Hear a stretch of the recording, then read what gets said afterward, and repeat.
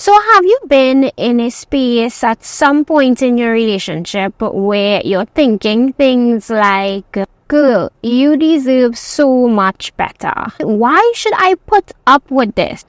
Or my absolute favorite, I just cannot handle this anymore. I want out.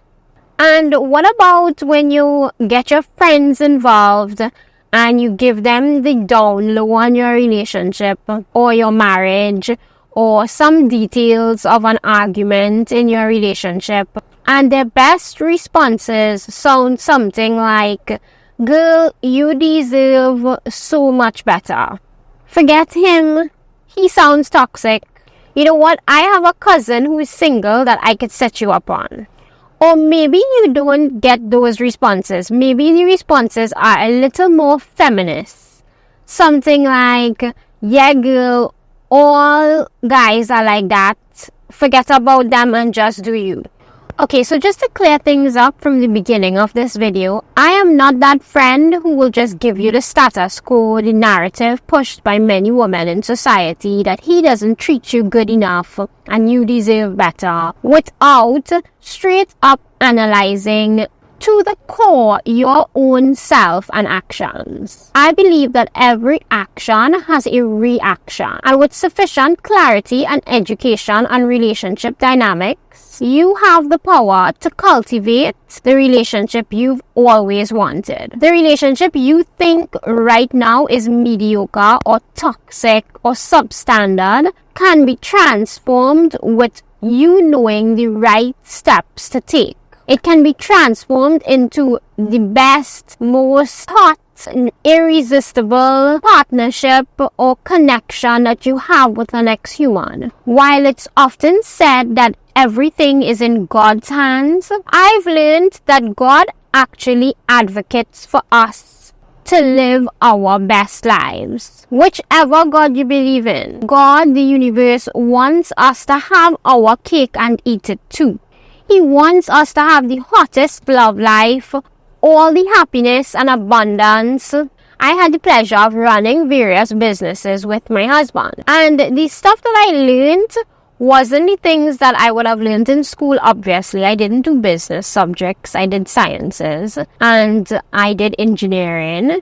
And it wasn't anything that I would have learned in school, but it would have been stuff that I would have had to learn through trial and error. When I learned these certain rules in business and I tried to take a general sense of it and apply it to my marriage, it actually works.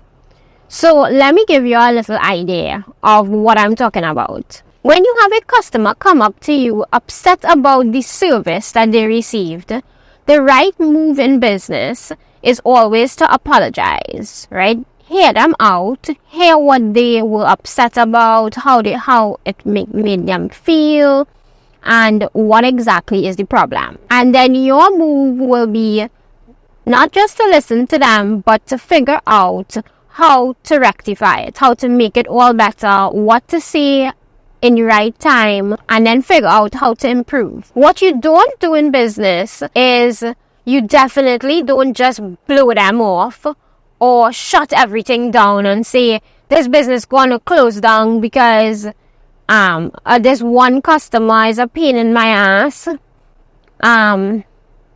You're not going to say you don't want to deal with this today and walk out. You're not gonna slam the door in your customer space. Even as a consumer, and you go to a business and you have an issue, you expect that the business owner or staff treat you like, listen to you, and then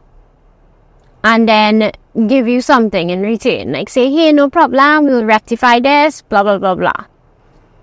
So in business, there's an old saying that says the customer is always right. And in business, we definitely don't let the wrong and strong attitude fly like we do in our personal relationships. You don't ignore the customer. You don't try to seek revenge on the customer.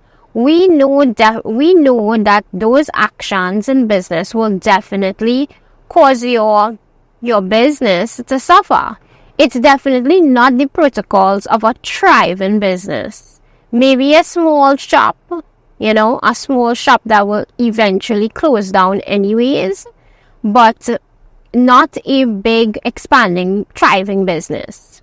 Those are not the protocols and systems in place. And you know what? Sure, when a customer slams your service or have a complaint, or sometimes some may approach you with a specific type of attitude, and it's easy to get offended, and it may sting a bit, and you might spend days feeling bummed out about the situation. You might get a little upset.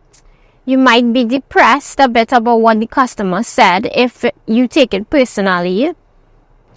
All sorts of feelings arise naturally.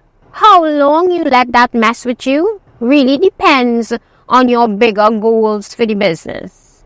So like your bigger picture for your business. If you are focused on big goals for your business, like have 100 different clients for the month or 1,000 different clients, depending on what kind of business it is, get 25 amazing reviews about your business, the bigger picture, the bigger goals. If you have no goals for your business, then in my experience, you will ruminate. You will just feel so terrible at those 1 or 2 challenges that you get, and you will sit there and you will just wallow in it.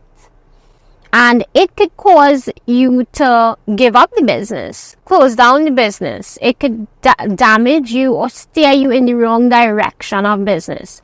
Instead of acting from a place of abundance, you start to put a bunch of policies in place so that other customers, like future customers, will question and be like, why is it so hard? Why is this so difficult? This is not user friendly. This is, so you're kind of just damaging yourself with future customers.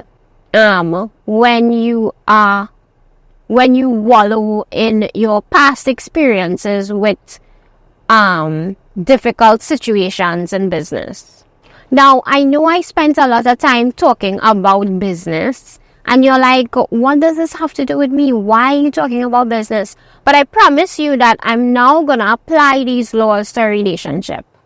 And if you have a long-term relationship, if you're not starting a relationship, if you're in a marriage, this is vital for you to hear. It's super important, and I promise that is worth your time.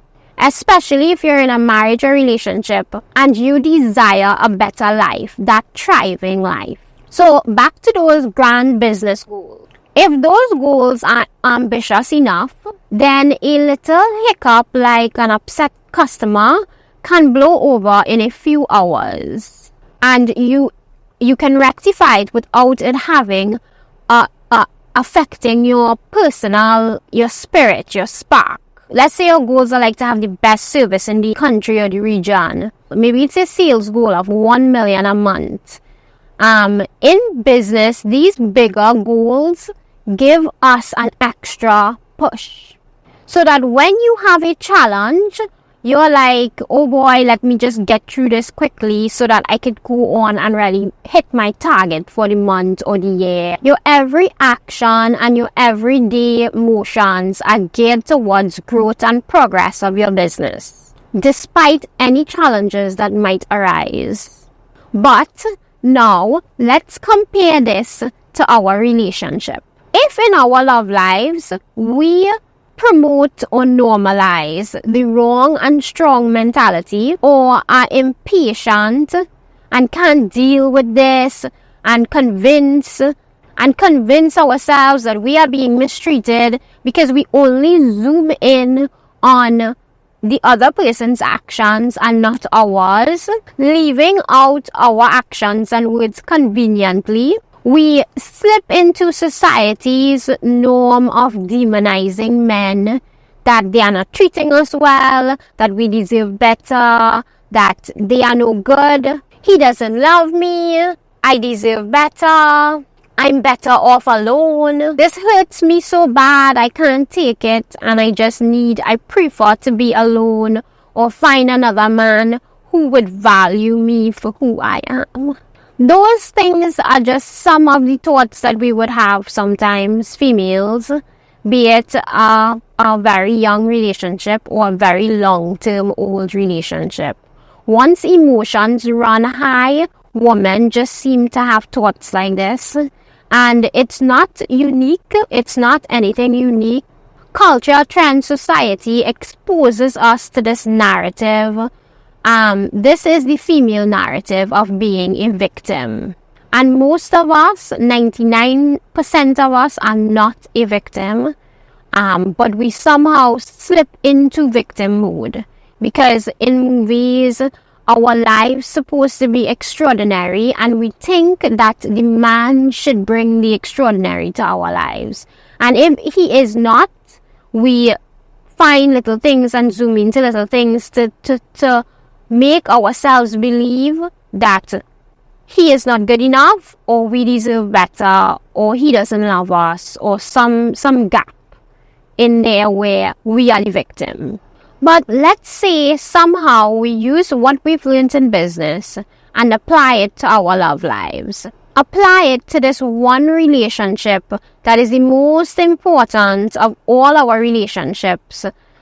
If you respond to disagreements or challenges in your relationship by ranting, bickering, complaining, throwing tantrums, engaging in physical altercations, slamming doors, back answering, breaking things, stonewalling, or becoming so infuriatingly mad that you lose your composure, or as I did when I first met my husband, crying profusely and acting to be the biggest victim, then this is not indicative of a sound mind.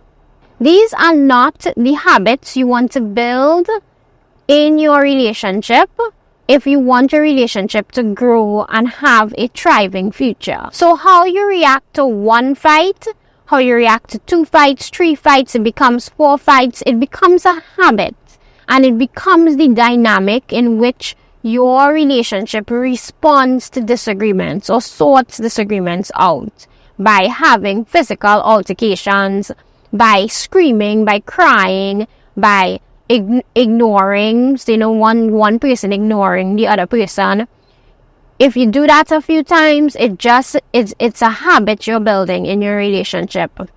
Such behaviors in handling disagreements are related to demise, decay, death of your relationship, disorder. All these words are synonymous with behaviors like that.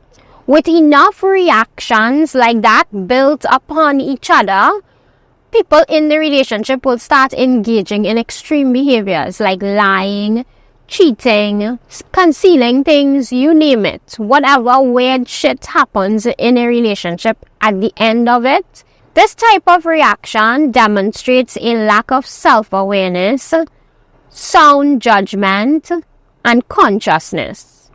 And a sound mind is essential for fostering creativity, wealth, success, prosperity, you name it, both in relationships and in business. Just as we consider the business perspective, it's clear that without solid goals on your relationship and minimal growth and development, entropy will take hold. Sooner or later, everything turns into chaos, decay, disorder. This is the exact principle of entropy. So if your relationship doesn't have a future plan and you're just taking it day by day and just enjoying having fun, and you have no plan for growth and future, then your relationship will just tend to disorder. So you ask, what is the right way to handle a disagreement? Many people would like magic words, some specific magic words that you could say to your spouse to calm them down and just turn a disagreement into an agreement. Some magic words that will offer them an escape from the hurt and hassle that a disagreement might cause. While there may be kind words that you can say to your spouse to calm them down and genuinely sit and listen to what the disagreement is about. It's important to understand that subtleties in communication might not always appear to be sincere. If you're dealing with your long-term partner, they probably most likely will be able to read subtleties off of you saying that you're not completely being genuine if you try to fake it by saying specific words to calm them down. So, in other words, you can't just fake your way out of a disagreement and still be hurt down inside, or angry even deep down inside, and just say specific words to get out of the argument.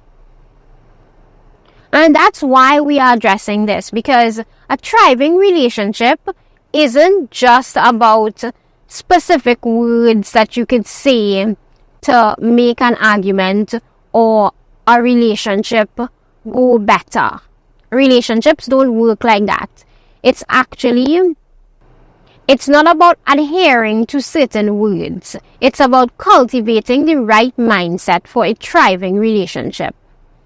And about cultivating a mindset and belief system that your core recognizes as law. So here I'd like to outline 3 factors that I've used in business to handle difficult clients, which are also crucial in managing disagreements in your romantic relationship. I'd like to outline 3 factors. 1, know your spouse. You have to know your spouse. You have to know if you say calm words in a fight, if they still will hit the fan, if they are angry people, or if they are angry person, what are their default emotions? Are they angry or are they happy? Are they sad? When a disagreement arises, how do they get? Do they talk extra much? Are they ready to fight? Do they get really quiet? Do they stop talking? You need to know your spouse. 2, know yourself. So how do you react in a disagreement? Now, many times we put emphasis on the first one, know your spouse. And we put blame on them, they get violent, or they always crying and going into victim mode, or I can't talk to him without blah, blah, blah, blah. It goes on, right? So we most of the time, we know our spouse. We look at it like it's something negative, like, oh, they always do that. It's not just, a thriving relationship is definitely not just about your spouse and how to cope with your spouse. That's a relationship in survival mode. So know yourself.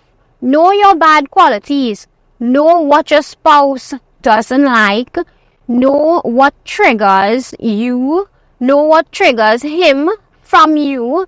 Know what type of person you are. You can't just be blindsided and think that you are perfect and you have no faults. Especially when it comes to communication. Communication is a very, communicating with the next person.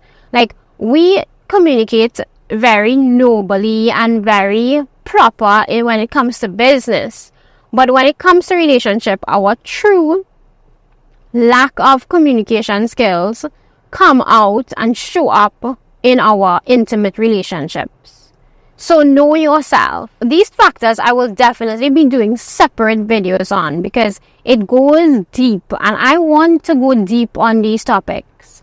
I want so that we can go through all these little details and create, or I can share with you my belief system which my core recognizes as law, which at this point in time you don't even need to try to have a thriving relationship, but it's part of your life. It is part of your intimate affairs with your spouse. And when that is established, there's no turning back. 3 is have clearly outlined relationship goals. Now we spoke about the business, and when you have a business and you have big goals, the small challenges or hiccups doesn't seem like anything, and this is the reason why. So the 3 factors is know your spouse, know yourself, and have clearly outlined relationship goals. So Karima, why go through all of this when I am just fine, we fight, I go to work, we fight, we come back home.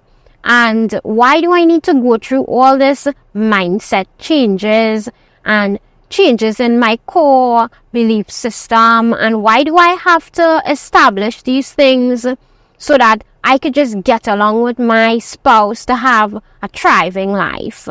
Why do I need to make all these sacrifices just to have this person in my life?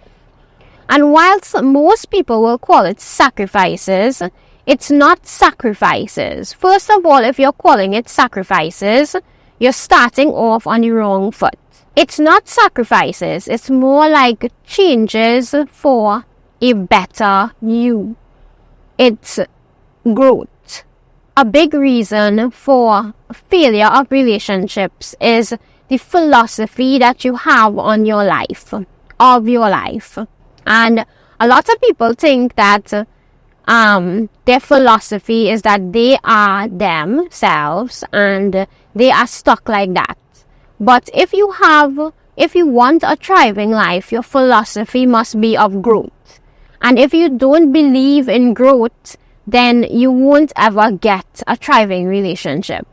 If you believe in being stuck and you are a specific way and you are unable to change because God made you retarded, then you are just generally just giving up all your human potential, because human potential is to grow and learn and change and be the best that you could possibly be. When you do that, you are closer to divine, you are closer to God or whatever you believe it to be. You are closer to the good energy and goodness of love and life. So your philosophy really matters. And why do this? Why try your hardest in your relationship? Why try for a thriving marriage? Because if you don't try for a thriving marriage, then the end result is death, is decay. It's your relationship falling apart.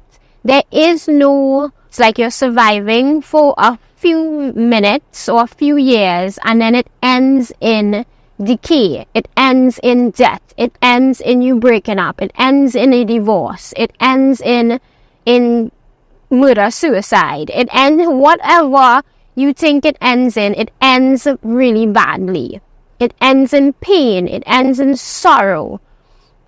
When you have a relationship and you just like you have to make the conscious choice to not work on your relationship and not have a thriving relationship, you literally are at the same time making the conscious choice if you want to just have a mediocre relationship and life by extension. Do you want to be a statistic? Basing your life on primitive emotions, dealing with lies and infidelity in 2024. Like, when I see people in relationships cheating on each other and lying to each other, I'm like, bro, like, come on, it's 2024, like, are we still doing those primitive things? Like, when you are cheating on someone and lying to them and doing these kind of things, you are kind of functioning on your base emotions. Like, really, like, with all the technology we have, you and your spouse just can't get your act together. You're cheating, you're lying, you're fighting, you're acting like bonobos monkeys. You're fighting for commitment and for dominance. This is basically what it boils down to. Make your pick. What do you want? You want to spend all your time and energy on mating games, fighting about who cheats on who and who lied to who? Or do you want growth? Do you want a dominating life with your spouse? Do you want control of your life? Do you want a sound mind? Do you want success? Do you want to be thriving in your life? Do you want power? Do you want wealth? Do you want accomplishments? Do you want to make contributions to your family and to your community? Do you want more love?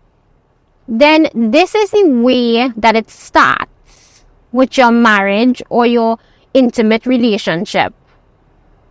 This is the first relationship that you have control and power over to master. And then the other things in your life comes together. Or you then have enough energy and power and skill and comfort and love to take your energy and focus it on bigger goals. You will then have the time and energy to work on your dreams, work on your work dreams, your side dreams, because your mind isn't consumed with divorce and drama and cheating and lying and feeling low and hurt because your spouse has done these things to you. So think twice before your next reaction on a disagreement. Before you lose all your shit and give your spouse your peace of mind because you just need to get it out there. Because you have a mindset where you need to get revenge on them. You need to give them peace of your mind, right? Think twice before you react, because you owe it to yourself and your spouse to be the best version of you. And I wouldn't be sharing this if I hadn't experienced it firsthand. During our university days, my boyfriend, now husband, and I often found ourselves in extremely dysfunctional fights. Our relationship could swing wildly from these intense moments of love and happiness to extreme crying and screaming and anger and sadness in no time, like 0 to 100. And in these fights, I behaved as if it was my last fight ever with him. Like, we were always on the verge of breaking up, because I would react like that. I would be like, you don't love me and blah, blah, blah, blah, right? I don't even feel like that anymore. But what I realized is that it wasn't anything that he changed doing.